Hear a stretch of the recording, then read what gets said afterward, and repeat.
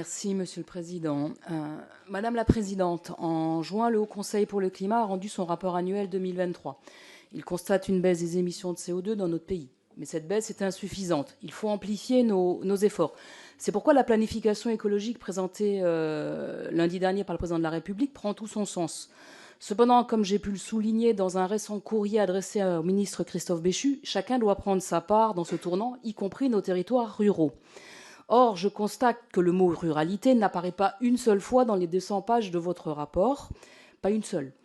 Celui d'agriculture apparaît, lui, 57 fois. De là à imaginer que le Haut Conseil pour le climat résume la ruralité à l'agriculture, je ne me le permettrai pas, parce que la ruralité, c'est bien plus que cela. Alors, Madame la Présidente, pouvez-vous nous préciser quelles sont les recommandations du Haut Conseil pour le climat pour que la transition écologique soit à la hauteur des enjeux, mais surtout juste et adaptée pour notre ruralité? Je vous remercie. Sur la ruralité, mais vous avez complètement raison que c'est pas pour un manque d'intérêt que l'on n'a pas mentionné la ruralité dans notre rapport cette année. C'est simplement qu'on n'a pas eu les ressources pour faire un travail fin qui dépasse le niveau national.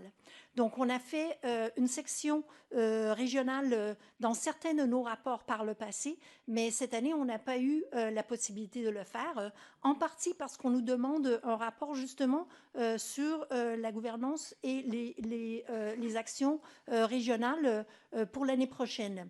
Et donc, on a préféré prendre le temps d'aller plus en profondeur sur cette dimension, mais c'est pas du tout une réflexion du manque ou de notre appréciation du manque d'importance de la ruralité.